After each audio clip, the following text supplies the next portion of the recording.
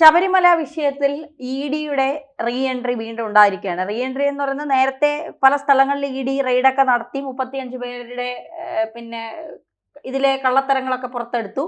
അപ്പോൾ ഇതിൻ്റെ ഈ ഒരു പ്രശ്നത്തിൽ ഇ ഡി വീണ്ടും പോറ്റിയെ ചോദ്യം ചെയ്യുമെന്ന് പറയുന്നു, തന്ത്രിയെ ചോദ്യം ചെയ്യുമെന്ന് പറയുന്നു, തന്ത്രിയുടെ ജാമ്യ ഹർജി വീണ്ടും നീട്ടിയിരിക്കുകയാണ്. ഇത് മുഴുവൻ സംഭവബഹുലമാണ്. അപ്പോൾ ഇ ഡി കൂടി ഇടപെട്ട് കഴിയുമ്പോൾ ഇനിയുള്ളത് CBI ആണ്. ഒടുവിൽ CBI വരുമോ? വരും. അത് കഴിഞ്ഞിട്ട് ഇന്റർപോളും വരും.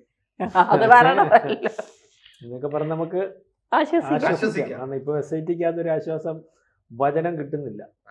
പക്ഷെ ഇന്നലെ നിയമസഭയിൽ ഈ പറഞ്ഞ പ്രതിപക്ഷത്തിന് ഒരുപക്ഷെ SIT അന്വേഷണം ശരിയായ ദിശയിലല്ല എന്ന് പറഞ്ഞപ്പോൾ കോടതി പറഞ്ഞിരിക്കുന്നു SIT അന്വേഷണത്തിൽ ഞങ്ങൾക്ക് തൃപ്തിയുണ്ട്.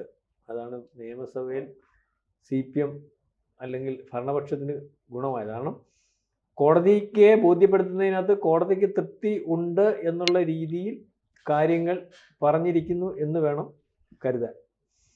മനസ്സിലായോ? അപ്പം ഇതിനകത്ത് ഇപ്പം ED വന്നതിനകത്ത് ഏറ്റവും വലിയൊരു ആക്ഷേപം ഇപ്പോൾ വന്നിരിക്കുന്നത് ED ഏതാണ്ട് 28 ഇടത്ത് ഒരുപക്ഷെ റെയ്ഡ് നടത്തി. ഇപ്പോൾ 8ഓളം സ്ഥാപനങ്ങൾ ഉണ്ടെന്ന് കണ്ടപ്പോൾ 35-ൽ പരം പ്രതികളെ ചോദ്യം ചെയ്യുന്നതും അല്ലെങ്കിൽ കരിനിഴൽ അവരുടെ പുറകിൽ, അതായത് SIT വിട്ട പ്രതികൾ ഉൾപ്പെടെ മണി ഉൾപ്പെടെ ഉള്ളവരുടെ പുറകിൽ പോയപ്പോഴും ഇത് അന്ന് വന്നപ്പോൾ കയറിയില്ല. ആരുടെ വീട്ടിൽ?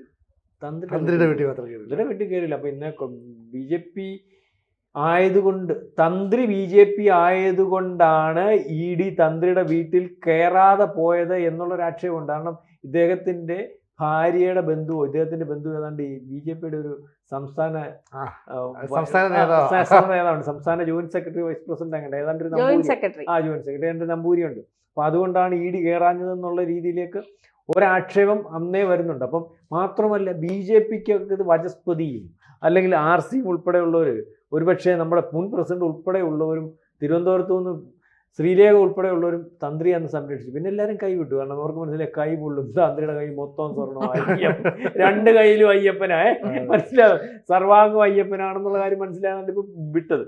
പക്ഷെ ഞാൻ ഇന്നലെ ഒരു ചർച്ചയ്ക്കകത്ത് പറഞ്ഞു ED വലിയ വലിപ്പത്തിൽ അന്വേഷിക്കുന്നതിന് വേണ്ടിയാണ്. കാരണം ഇത്രയും 3 സംസ്ഥാനങ്ങളിലും 4ഓളം സ്ഥാപനങ്ങൾ, അതായത് തിരുവനന്തപുരം, ചെന്നൈ, കർണാടക, അല്ല ഞാനിപ്പം 4ഓളം യൂണിറ്റുകളിൽ നിന്നുള്ള 150ഓളം ഉദ്യോഗസ്ഥന്മാർ ഈ 3 സംസ്ഥാനങ്ങളിൽ 28ഇടത്തും റെയ്ഡ് നടത്തുന്നതും അതിനകത്ത് സ്മാർട്ട് ക്രിയേഷൻസിന്റെ കാര്യങ്ങൾ കണ്ടെത്തുന്നതും 8ഓളം സ്ഥാപനങ്ങൾ ഇതിനകത്ത് ഉണ്ടെന്നും അല്ലെങ്കിൽ മണി ഉൾപ്പെടെയുള്ളവരുടെ വീട് റെയ്ഡ് ചെയ്യുമ്പോഴും അതിന് 150 പേര് മതിയെങ്കിൽ ഇദ്ദേഹത്തിന് ഒരു പക്ഷേ ഇതിനപ്പുറം ആൾക്കാർ വേണ്ടി വരും, കരുതൽ വേണ്ടി വരും അന്വേഷിച്ചപ്പോൾ. അതുകൊണ്ട് ഇദ്ദേഹത്തിനെതിരെയുള്ള അന്വേഷണവും റെയ്ഡും ഈ ഇതിനെക്കാട്ടി വലുപ്പത്തിൽ കൊണ്ടുവരാനാണെന്നുള്ള രീതിയിലാണ്. ഇദ്ദേഹത്തെ പറ്റി ഇപ്പം അന്വേഷിക്കുമ്പോൾ ചാനലുകൾ പറയുമ്പോൾ ഇദ്ദേഹത്തിന് ഇൻവെസ്റ്റ്മെന്റ് വല്ലത്തുണ്ട്, കോടിക്കണക്കിന് രൂപ വേണ്ടാന്ന് വെച്ചിരിക്കുന്നു. പല ധനകാര്യ സ്ഥാപനങ്ങളും വിക്ഷേപിച്ചിരിക്കുന്നു. സ്വകാര്യ സ്ഥാപനങ്ങൾ അല്ലെങ്കിൽ സൊസൈറ്റികളിൽ ഇട്ടിരിക്കുന്ന ഫണ്ട് വേണ്ടാന്ന് വെക്കുന്നു സൊസൈറ്റി പൊളിഞ്ഞു കഴിയുമ്പോൾ. അപ്പം അത്തരത്തിൽ കോടികളുടെ ആസ്തി, 2.5 കോടി രൂപ എന്നൊക്കെ പറഞ്ഞാൽ പുള്ളിക്ക് പുല്ല് പോലെയുള്ളൂ. നമ്മുടെ പോക്കറ്റിൽ നിന്ന് 10 രൂപ കളഞ്ഞു പോകുന്ന പോലെ പോലും ഇല്ല. മാത്രമല്ല മദ്യ വ്യവസായ രംഗത്ത് പോലും പൈസ ഇൻവെസ്റ്റ് ചെയ്തിരിക്കുന്നു. വലിയ വലിയ തുണി ടെക്സ്റ്റൈൽസിന്റെ മറവിൽ കോടികൾ ഇൻവെസ്റ്റ് ചെയ്തിരിക്കുന്നു. കുറ്റം പറഞ്ഞിട്ടൊന്നും അതിൽ കോടികളുണ്ട്. നമ്മൾ കഴിഞ്ഞ ദിവസം പറഞ്ഞ പോലെ ഈ പ്രാവശ്യത്തെ ധനം വരുന്നത് 118 കോടി രൂപയാണ്. അപ്പോൾ നിങ്ങൾ വിചാരിക്കും എവിടുന്ന് കൂടി, എവിടുന്ന് 118 കോടി രൂപ എന്ന് പറഞ്ഞാൽ ഈ പ്രാവശ്യത്തെ തിരുമേനിയുടെ കഴിഞ്ഞ ഇന്നലെ ഞാൻ പറഞ്ഞത് ഈ പ്രാവശ്യത്തെ തിരുമേനിയുടെ മേൽശാന്തിയുടെ വരുമാനം അപ്പോൾ 150 കോടി രൂപ നിങ്ങൾ മനസ്സിലാക്കണം.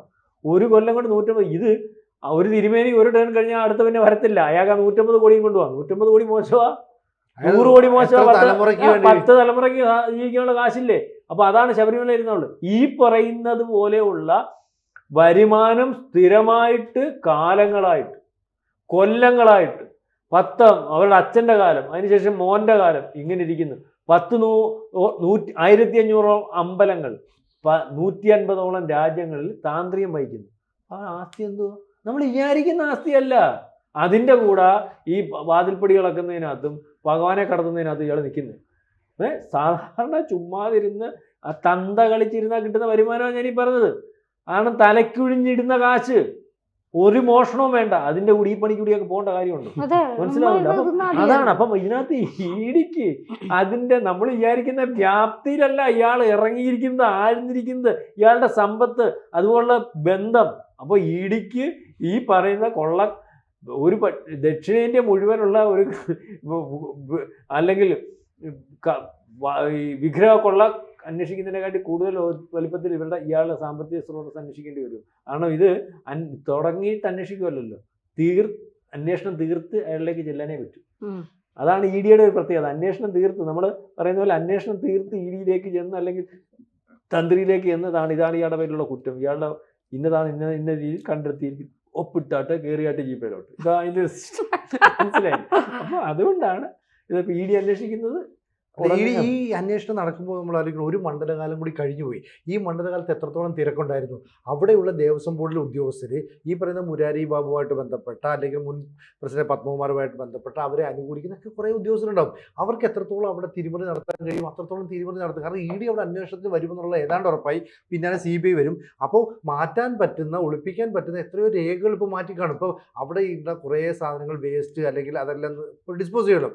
അതിൻ്റെ കൂട്ടത്തിൽ എത്ര ഫയലുകൾ പോയി കാണാം. ഇതൊക്കെ സംഭവിക്കാം. പക്ഷേ എന്നിട്ടും ഇ ഡി അവിടെ ചെല്ലുന്നത് എന്തുകൊണ്ടാണ്? തന്ത്രിയുടെ കയ്യിൽ കുറ്റമുണ്ട്, തന്ത്രി വലിയ തോതിൽ പണം തട്ടിയിട്ടുണ്ട് എന്ന രീതിയിൽ കൃത്യമായ രേഖകൾ അവർക്ക് കിട്ടിയോണ്ടാണ്. അപ്പോൾ ഈ ഒരു സീസണിൽ മാത്രമല്ല, ഇതിനു മുമ്പുള്ള സീസണുകളിൽ തന്ത്രി കൃത്യമായ മൗനാനുവാദം മറ്റുള്ളവർക്ക് തട്ടാനായിട്ട് കൊടുത്തു. ആ തട്ടാനായിട്ട് പല പണം തട്ടാനോ അഴിമതി നടത്താനോ അനുവാദം കൊടുക്കുമ്പോൾ അതിൻ്റെ ഒരു ഷെയർ സ്വാഭാവികമായിട്ട് തന്ത്രിയിലേക്ക് വരില്ലേ? അപ്പോൾ എത്രയോ കാലമായി ഈ തന്ത്രി ഈ രീതിയിൽ പണം സമ്പാദിക്കും. നമ്മളൊന്ന് ആലോചിക്കുകയും, ശബരിമല ശ്രീകോവിലിൽ പോയി തൊഴുന്ന ഒരു സമയമുണ്ട്. ഇപ്പോൾ ഉച്ചയ്ക്ക് നടയടയ്ക്കും. ഉച്ചയ്ക്ക് നടയടച്ചാൽ പിന്നെ ഉച്ചയൂണ് കഴിഞ്ഞ് ഈ അതിന് ഒരു പ്രത്യേക 3:30 മറ്റുമാണ് പിന്നെ നട തുറക്കുന്നത്. ഈ 1:30 മുതൽ 3:30 വരെ തന്ത്രിക്ക് വിശ്രമിക്കാം. പക്ഷേ തന്ത്രിയുടെ മുറിയുടെ മുമ്പിൽ നോക്കണം, എന്ത് തിരക്കാ. ആ സമയത്ത് ഭയങ്കര തിരക്കാം. പിന്നെ നമ്മളിപ്പോൾ ഈ ശബരിമലയിലേക്ക് ദർശനം നടത്താൻ അറിയാലോ, നമ്മളിങ്ങനെ മേൽപ്പാലത്തിലൂടെ കറങ്ങി ഇവിടെ വന്ന് ആ ശബരിമല അയ്യപ്പൻ്റെ മുമ്പിലേക്ക് വന്ന് കൈകൂപ്പിങ്ങനെ നിൽക്കുമ്പോഴത്തേക്ക് പോലീസുകാരെ പുറകോട്ട് കണ്ണ് തുറക്കുന്നതിന്. അപ്പോൾ സാധാരണഗതിയിൽ ഈ പറയുന്ന വിശ്വാസം കൂടിയിട്ട് കാൽനട ഈ ചെരുപ്പ് പോലും ഇല്ലാതെ കല്ലും മുള്ളുമൊക്കെ ചവിട്ടി അങ്ങനെ വരുന്നവനാണ്. അവനൊരു മാത്രം അവിടെ നോക്കാൻ പറ്റുന്നതിന് മുമ്പാണ് തള്ളിക്കളയുന്നത്. പിന്നെ അവൻ്റെ ആശ്രയം എന്താ? തന്ത്രി. ഈ ശബരിമല അയ്യപ്പൻ്റെ പിതൃസ്ഥാനീയൻ എന്ന് പറയുന്ന തന്ത്രിയെ പോയി കാണുക. തന്ത്രിയുടെ മുമ്പിൽ എത്ര നേരം വേണമെങ്കിലും കൈകൂപ്പി നിൽക്കാം. തന്ത്രിയുടെ അടുത്ത് താഴെ പോയി കുത്തിയിരിക്കാം. അയാൾക്ക് സമ്മാനങ്ങൾ നൽകാം. എന്നിട്ട് അവിടെ നിൽക്കുന്ന നേദിച്ച നിവേദ്യങ്ങൾ നേരിട്ട് തന്ത്രി നൽകും.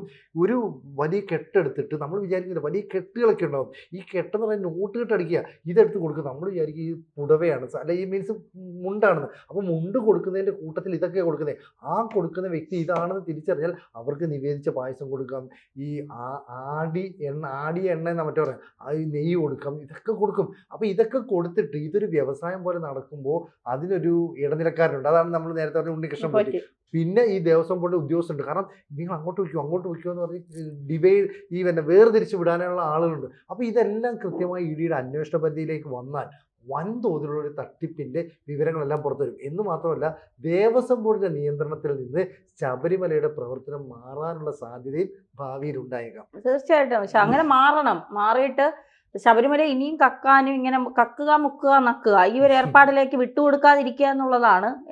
ഇത് ഇപ്പം ഹിന്ദുക്കളായതുകൊണ്ട് അവരുടെ അമ്പലങ്ങളെ അല്ലെങ്കിൽ അവരുടെ ആരാധനാലയങ്ങൾ എന്തും ചെയ്യാം, ചോദിക്കാനും പറയാനും ആരുമില്ല. മറ്റ് സ്ഥാപനങ്ങളാണെങ്കിൽ അത് പ്രശ്നമാണ് എന്നുള്ള തരത്തിലേക്കാണ് കാര്യങ്ങൾ പോകുന്നത്. എന്തായാലും 98 മുതൽ ഉള്ളത് അന്വേഷിക്കാൻ ഇ ഡി ഇറങ്ങി തിരിച്ചാൽ പല വമ്പന്മാരും തൂങ്ങും എന്നുള്ള കാര്യത്തിൽ സംശയം വേണ്ട.